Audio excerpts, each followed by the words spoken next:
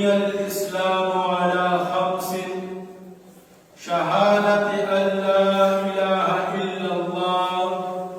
وأن محمدا رسول الله، إقام الصلاة وإيتاء الزكاة والحج وصوم رمضان، أو كما قال عليه الصلاة والسلام. درود شريف هو اللهم صل على سيدنا ومولانا محمد وعلى آله وصحبه بعدد كل معلوم له. زما عزتمند مسلمانان ورونو، انسان باندې الله رب العزت ډېر زیات انعامات او اکرامات یې دته کړي دي. دله ډېر عزت او شرف ورکړی دی، دله ډېر لوی مقام او مرتبه ورکړې ده. الله رب العزت قرآن کې فرمایي: ولقد کرمنا بني آدم وحملناهم في البر والبحر. او یقینا موږ انسان لا بني آدم له ډېر عزت ورکړو او په ده مو سورلي وکړله په خشکۍ کې او دارنګې په سمندرونو کې.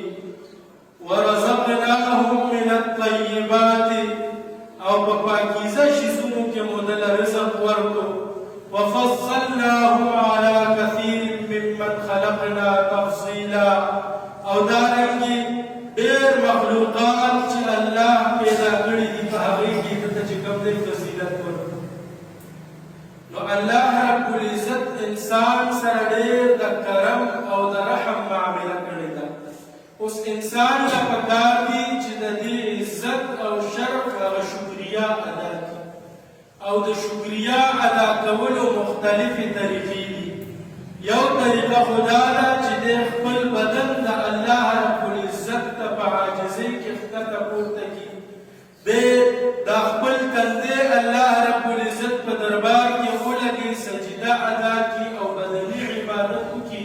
د لمونځ په شکل کې دی د الله رب العزت حمد و ثنا بیان کړي، خپله عاجزي ښکاره کړي او شکر ادا کړي. دویمه طریقه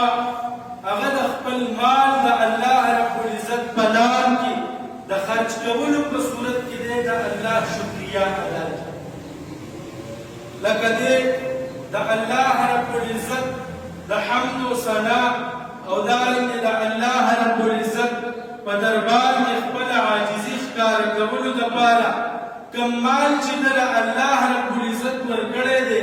هغې کې چې الله کومه حصه په ده باندې فرض کړې ده، هغه فرض شوي حصه چې کوم دی دی خپلو مستحقینو ته ورسوي. او دې ته د شرع په اصطلاح کې زکات ویلی کېږي. زکات په لغت کې د زکات معنی دا ده چې د خپل مال پاکیزګي راوستل او خپل مال پاک کول، خپل مال تطهیر او طهارت کول، او دارنګې د خپل مال کې اضافه راوستل یو سبب دی دا زکات. او په شرع کې هغه حصه چې هغه د ده په مال کې الله رب العزت په ده باندې د نورو مسلمانانو کوم حق ایښی دی، هغه حصې ته زکات ویلی کېږي. زما عزتمندو، زکات دا په مسلمانانو باندې فرض دی، او په قرآن کې د اتیاو نه زیات ځایونو کې چې کوم دی منځ غوندې اهم رکن او فریضې سره د دې تذکره او ذکر راغلی دی مختلفو طریقو سره. واقیموا الصلاة وآتوا الزکاة فإن تابوا، او دغرنګې فإن تابوا وأقاموا الصلاة وآتوا الزکاة فخلوا سبیلهم،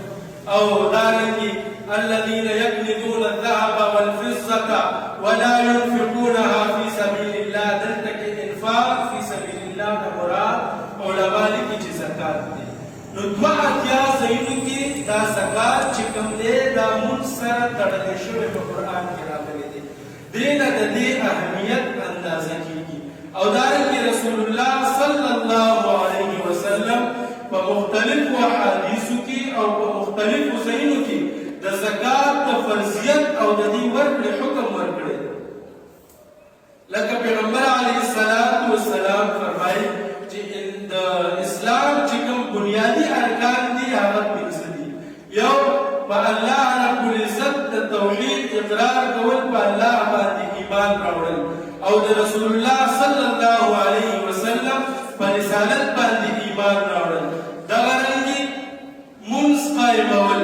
منځ کول دارنګې زکات ادا کول دغه رنګې حج چې په چا باندې فرض دی حج ادا کول دغه رنګې د رمضان روژې نیول نو دا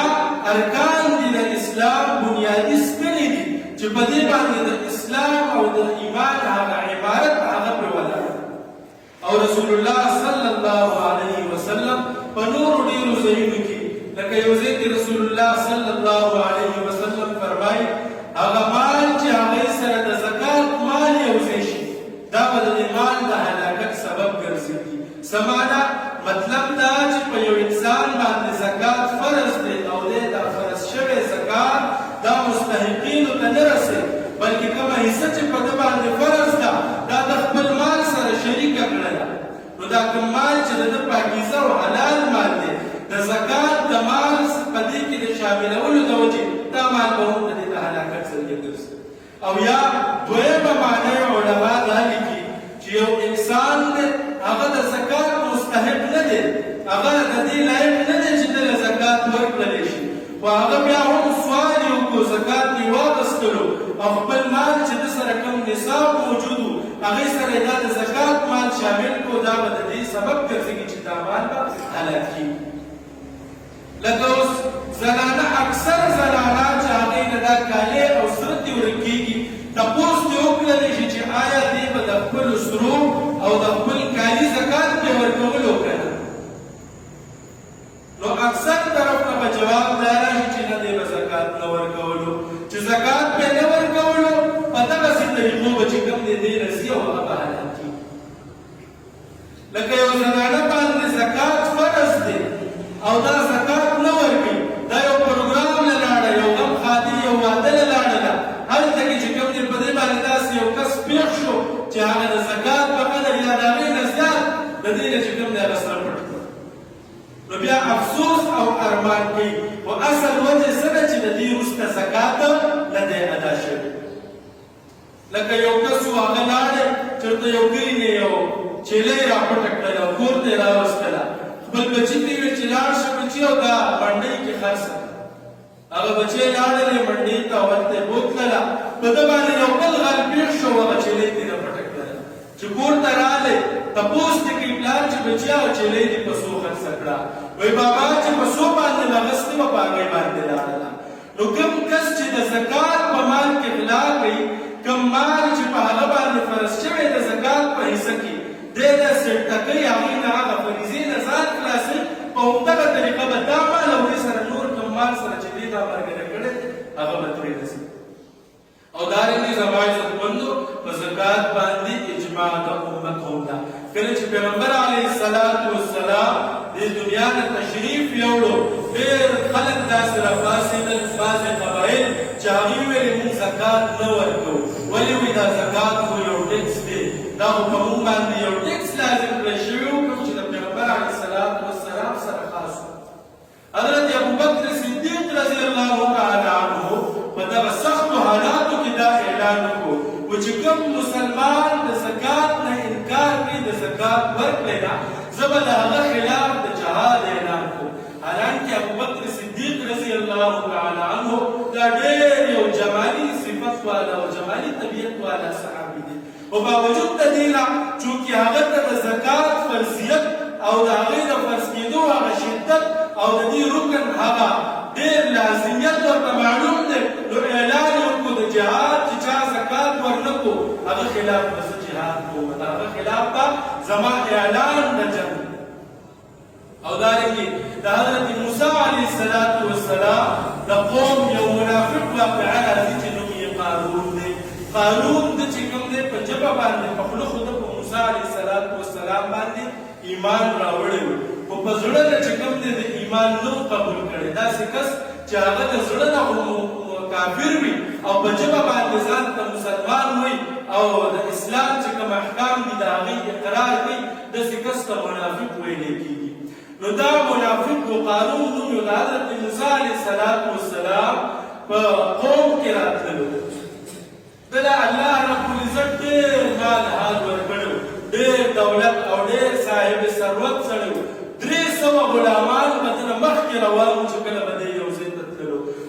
دومره مال او دولت یو هغه وخت کې چون کې د بینکونو دا نظام نه نه بینکونه و نه داسې نه دا مال او دولت دا سره زر او سپین زر دا به خلکو خزانو کې جمع کول کورونو کې لکه هر چا به ځان له قارون خپل ځان له یو بینک او د هغې دا دومره زیات بینکونه او دومره غټې خزانې وي چې د دې مال دولت چې کوم هغه تالي وي او د هغې هغه کنجانې او چاګیانې به ده ګرځولي د هغې سره به ده پوره یوه قافله روانه وه د روښانو په هغه روښانو به د ده د خزانو چې کوم هغه کنجانې دي هغه به پرې بار لکه د انسان د وړلو نه وي د انسان د بس نه بار خبره وه نو دته موسی علیه السلام وفرمایل چې په تا باندې الله رب العزت احسان کړی دی لہذا ته په دې خپل مال کې زکات ورکړه ولې چې په تا باندې زکات فرض دی ستا په دې مال کې د هغه بېدسه او بېکسه کسان مسلمانان چې د هغې وس بس نشته غریبانان فقرا او مساکین دي د هغې حصه ده پکې الله پکې تا باندې مقرر کړی دی لہذا دا خپل مال نه چې کوم دی د زکات کومه حصه د هغه ادا د ډېر ټال مټول خو ویې غوښتل چې دا خبره واړو راواړو خو چونکې حضرت موسی علیه السلام دا د وخت پیغمبر نو ده بار بار اصرار نه بعد د حضرت موسی علیه السلام دپاره یوه منصوبه جوړه کړه یو سازش یې جوړ کړو چې په دې طریقه باندې زه د موسی نه ځان خلاص کړم او هغه سازش یې دا وکړو چې حضرت موسی علیه السلام ته وویل چې زه غواړم چې په خپله حجره کې یو پروګرام او جلسه کېدم یو جلسه کېدم او دا خلک بني اسرائیل دا راجمع کړه ټول دې له یو دعوت وکړم نو په دې باندې به دا ټول راجمع شي تاسو به راشئ دې ته به د دین د تبلیغ خبرې وکړئ د الله احکامات به ورته بیان کړئ او دارنګې د دې شریعت چې کوم تعلیمات دي هغه به ورته وښایي حضرت موسی علیه السلام ډېر خوشحاله شو چې دا خو ډېره ښه خبره ده چې ته یو داسې موقع پیدا کړې چې دا خلک او قوم بني اسرائیل دا راجمع شي او زه ورته د الله خبره وکړم او د الله دین ورته بیان کړم نو قارون چې کوم دی هغه دا خلک راجمع کړل او حضرت موسی علیه السلام ته یې دعوت ورکړو چې ته دې ته د دین خبرې وکړه او دې سره سره د خپل قوم یوه زنانه یې پوه کړه د هغې نه یې پیسې ورکړې سره او سپین یې ورله ورکړل چې دا واله چې کله زه تا ته اشاره وکړم هغه ټایم کې به ته ودرېږي او په موسی علیه السلام باندې به العیاذ بالله د بدکارۍ تهمت لګې هغه زنانې له مال دولت ورکړو هغه یې دې ته تیاره کړله نو حضرت موسی علیه السلام چې کله خپل قوم ته خطاب کولو او هغې ته تقریر کولو او دغه وخت کې دغه د الله رب العزت احکامات امر بالمعروف او نهي عن المنکر یې کولو په دې ټایم کې چې کله حضرت موسی علیه السلام د زنا حکم بیانوي او د دې ګناه بد بیانوي او د هغې انجام بیانوي دغه ټایم کې دا قارون پاڅېدو او تپوس کوي د حضرت موسی علیه السلام نه آیا دا حکم چې ته د زنا او د بدکارۍ بیانې چې کوم کس زنا وکړي د هغه دا سزا ده دا حکم دا د ټولو ستا امتیانو لپاره دی او که نه خصوصي خلک دې نه مستثنا دي دا عامو خلکو دپاره دی او که نه خاص خلکو دپاره هم دی حضرت موسی علیه السلام ورته وفرمیل چې دا د الله دین او شریعت دی دا د هر عام او خاص دپاره هم دا حکم دی دې ټایم کې د هغه زنانه ته اشاره وکړله چې ته ودرېږه او څنګه چې ما ته پوه کړې هغه دعوه وکړه دا زنانه ودرېدله او دې دعوه وکړله چې ته خلکو ته د الله دین بیانوي باوجود د دې نه چې ستا ما سره ناجایز تعلقات دي تا ما سره بدکاري کړې ده حضرت موسی علیه السلام ډېر یو جلالي پیغمبر و چې کله یې دا واورېدل ډېر یو روب او غضب پې طاري شو ډېره غوسه کې راغلې او دغه زنانه نه تپوس کوي چې زه تا له قسم در کوم د الله او دارنګې د الله قسم در کومه هغه ذات چې تا له حصه درکړې ده ستا ژوند چې د چا لاس کې دی تا له مرګ کوم ذات راولي د هغه ذات څه تا له قسم در کوم ته ما ته آیا دا خبره دا دعوه چې کومه تکیه دي کې ته رښتوني آیا دا خبره رښتیا کې چې کله قسم ورکړو هغه ویرېدله په زړه باندې د الله د طرف نه هغه روح دهشت طاری شو او ویې ویل چې نه زه د خپلې خبرې نه واپس کېږم ما له خو دې قارون دا پیسې راکړي دي دا 2 تیلې دا ما له دې قارون راکړي دي د دې دپاره چې زه ستا باندې الزام ولګوم او تا باندې د بدکارۍ تهمت ولګوم حضرت موسی علیه السلام چې کله دا واورېدل الله ته فریاد وکړو چې ای الله زه خو ستا پیغمبر ستا رسول ستا احکامات او ستا دین راوړم او ستا دې بندګانو ته ښیمه چې په ما باندې داسې الزام ولګي نو زما به څه حیثیت پاتې شي زه به په کومه خوله باندې خپل قوم ته بیا د دین خبره کومه په کومه خوله باندې به زه دا قوم نیکۍ طرف ته رابلمه او د بدۍ نه بې منې کومه الله رب العزت ورته وفرمایل چې ای موسی د دې قارون معامله او ستا لاس کې ده چې ستا څنګه خوښه یې څنګه سزا ورکوله دا ځمکه ستا تابع ده حضرت موسی علیه السلام دغه ټیم کې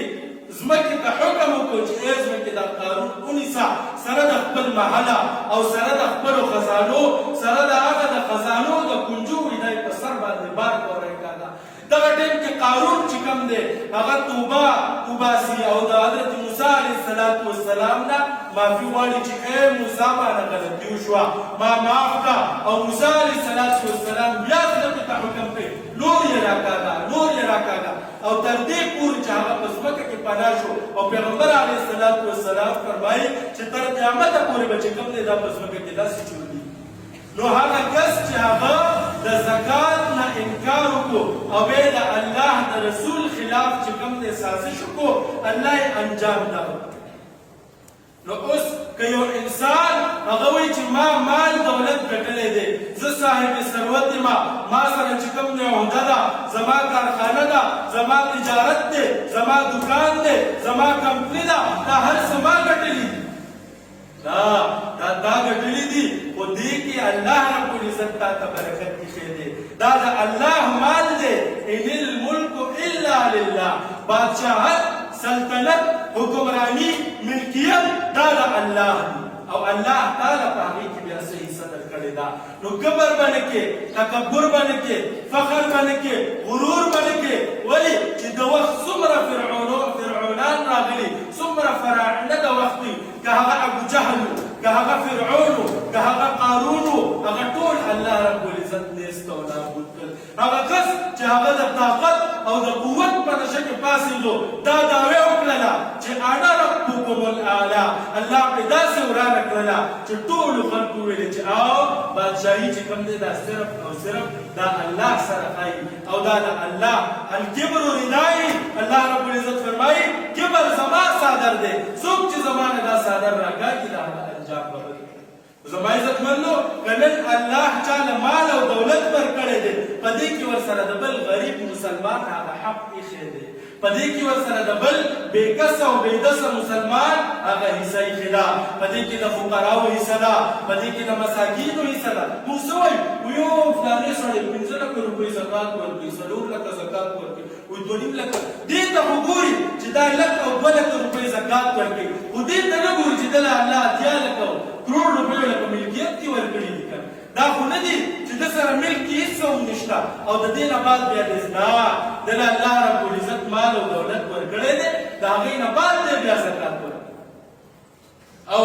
دارنګه زما عزتمندو الله رب العزت فرمایي الذين يكنزون الذهب والفضة ولا ينفقونها في سبيل الله فبشرهم بعذاب أليم وایي هغه خلک چې هغوی سره او سپین جمع کوي او د الله په لاره کې نه خرج کوي انفاق فی سبیل الله نه مراد دلته زکات دی هغه چې الله رب العزت په انسان باندې فرض کړی نو هغه کسان چې هغوی سره او سپین جمع کوي او د الله په لار کې نه خرج کوي ولا ينفقونها في سبيل الله فبشرهم بعذاب أليم دوی ته د دردناک عذاب زیری ورکا دا رسول الله صلی الله علیه وسلم ته الله رب العزت فرمایي او عذاب به څنګه یوم یحمى علیها فی نار جهنم فتقوى بها جباههم وجنوبهم وظهورهم هذا ما كنزتم لانفسكم فذوقوا ما كنتم تكنزون وای په ورځ د قیامت د سره سپین د خزانې د مال دولت دا به راواغستلی شي د جهنم په اور به ګرم تللی شي او بیا به د ده اړخ د ده انسان دا کوم انسان چې زکات نه ورکوي د ده اړخونه د ده مخ د ده ملا د ده شا دا به په دې باندې داخلي کېږي او څه به ورته وفرمایلی شي هذا ما كنزتم لانفسكم فذوقوا بما كنتم تكنزون دا هغه خزانې دي چې تا جمع کړې وې د الله په لار کې دې خرج کړي اوس یې وسکه څنګه یې خوند او څنګه یې مزه ده نو زما عزتمندو دا زکات دا چې موږ ته الله حکم راړی پیغمبر علیه الصلاة والسلام حدیث راړی بس آمنا وسلمنا موږ ته قبول دی الله حکم دی سره به تسلیم خم ولې چې دغه اصل مرتبه هم دغه ده کنه دا خو نه دي چې اوس موږ په دې کې خپل عقل لړاو حضرت حکیم الامت اشرف علي تانوي رحمه الله تعالی هغه لیکي فرمایي چې شیطان له الله رب العزت درې عینونه ورکړي درې یو د عالم داسې عالم و چې ما تېرو ورځو کې تاسو ته واقعه بیان کړې وه امام رازي رحمت الله علیه چې هغه ته د حالت د نظر کې راغلی او د الله په وحدانیت باندې ورسره مناظره شروع کړله امام رازي رحمت الله علیه دلیل ورکوي او دی د هغه دلیل رد راوړي نهه نوي دلایل یې ورسره وکړي په سلم ځل ورته بیا نجم الدین بابا رحمه الله تعالی هغه ورته غیبي اواز راځي چې فخر الدین رازي ابلیس ته ووایه چې زه د الله د وحدانیت اقرار بغیر څه دلیله کومه نو عالم شیطان دومره غټ عالم دی پوهه ولا دومره ورسره وه چې امام رازي غوندې سړی چې کوم دی د سره مناظره نشي کولی او عابد څومره غټ عابد دی دویم عین عابد لوی عابد دی شپږ لکه کاله چې کوم دی د الله رب العزت عبادت کړی دی او دریم فرمایي چې عارف عین یعنی د الله معرفت ته حاصلو د الله رب العزت هغه پیژندنه کړې وه ځکه چې کله الله رب العزت ته وفرمایل قال فاخرج منها فانک رجیم وځه یې مردوده دې جنت نه نو باوجود د غیظ او غضب نه او د غصې په حالت کې دته پته ده چې دا ذات باری تعالی دی دا د الله رب العزت ذات دی که دی په غصه کې وي که دی په غضب کې وي خو د ده غصه د ده په ذات باندې نه غالب کېږي دا الله دا به مغلوب کېږي نه نو د غصې په حالت کې دی د الله نه سوال کوي الله نه سوال کوي قال انظرني الى يوم يبعثون شیطان سوویلی اے اللہ مالا مهلت راکا در ورځ د قیامت قال فانك من المنذرین ذا تا ته مهلت ملاو شو نو عارف څومره غټ عارف دی چې د الله هغه معرفت ورته حاصل دی حضرت تنویر رحمه الله فرمایي چې د سره د عاشق عین نه و عاشق څه ته وایي چې څه زما محبوب وي چې څه زما چا سره عشق دی چا سره مې عشق دی چې کومه خبره کوي وایي بالکل قبوله ده که چېرته دی عاشق وي او دته الله رب العزت حکم ورکړو چې ته آدم علیه السلام ته سجده وکړه نو ته به ویلې وې چې آمنا وسلمنا چونکې د عاشق هغه عین ورسره نه و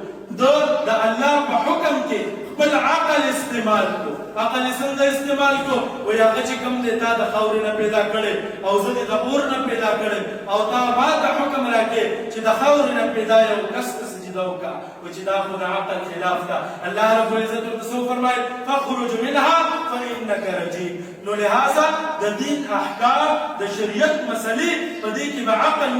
عقل به چې کوم دی هغه له تکلیف نه ورکړو چې راشه ته حکمت وګوره چې دا زکات دا په یو مسلمان باندې فرض دی نو په دې کې حکمت څه دی نه دا د الله حکم دی د رسول الله صلی الله علیه وسلم طریقه ده د صحابو کې اجماع ده لهذا په موږ باندې فرض دی ابوبکر صدیق رضی الله تعالی عنه مبارک واقعه راځي چې کله واقعه د معراج شوه سبحان الذي اسرى بعبده ليلا من المسجد الحرام الى المسجد الاقصى الذي باركنا حوله لنريه من آياتنا پیغمبر علیه الصلاة والسلام الله رب العزت د معراج په شپه باندې بوتللو هغه مسجد اقصی ته د شپې په یوه حصه کې او بیا د دې مسجد اقصی نه هلته د انبیاو امامت وکړو هغې نه بعد بیا لاړو و اسمانونو ته عرش معلا ته وختو دا واقعه چې کله پیغمبر علیه السلام خپل اصحاب ته بیان کړه مشرکین او کفار د مکې ته هم ورسېدله حضرت ابوبکر رضی الله تعالی عنه د دا وخت د مکې نه بهر دی چې کله مکې مکرمې ته را داخل شو ابو جهل او د هغه پیروکار او ملګري هغوی په یو جمګټه باندې ولړل او ورته وایي چې تا ته پته شته ستا یار نن څه دعوه کړې ده وایي چې څه دعوه کړې ده وایي هغه وایي چې زه د شپې په یوه حصه کې اول لاړم بیت المقدس ته بیا لاړم اسمانونو ته وایي دا خبره تاسو ته وایي که هغې کوي وایي دا هغه کوي وایي زما په ایمان دی زه یې تصدیق کوم په دې وجه د ابوبکر صاحب نوم سره څه ولګېدل تر راتلونکي ټول امت چې نن د ابوبکر صاحب نوم علي وایي ابوبکر صدیق رضی الله تعالی عنه دا تصدیق کړی او بیا دلیل وایي دلیل څه وایي دلیل په دې خبره باندې دا دی ځکه زه دا خبره منم چې زما دا ایمان دی چې زمونږ دې پیغمبر ته د الله رب العزت فرشتې او د الله ملایکې راځي او په ورځ کې څو ځل راځي بې شمېره ځل راځي سهار ماښام په لحظو په سکندونو کې راځي نو چې الله خپل مخلوق دا فرشتې دا د الله مخلوق دی چې الله خپل مخلوق له دومره قوت او طاقت ورکړی دی چې دا په سکندونو او په لحظو کې اسمانونو ته خیږي او بیا ځمکې ته راکوزېږي نو پیغمبر خو د الله محبوب دی د ده به کوم قوت او طاقت وي د ده به کوم پرواز وي د ده به کوم شان او مرتبه وي لهذا زه یې قبلومه زما عزتمندو د زکات حکم د زکات فرضیت دا د الله د طرف نه نازل شوی دی قرآن بیان کړی دی احادیثو کې واضحه دی علما یې تشریح کړې ده فقها د امتو بیان کړی دی آمنا وسلمنا موږ ته قبول دی موږ یې اهمیت هم منو او فرضیت یې هم منو او زکات بیا په کومو خلکو باندې فرض دی په کوم مال باندې فرض دی مستحقین یې څوک دي مصارف یې څه دي او دارنګې د دې نور چې کومې مسلې دي هغه به انشاءالله آینده جمعه کې د هغوی بیان کوو الله رب العزت دې سم وویل سم واورېدل په دې باندې مال او تاسو ټول ته د عمل کولو توفیق راکړي واخر دعوانا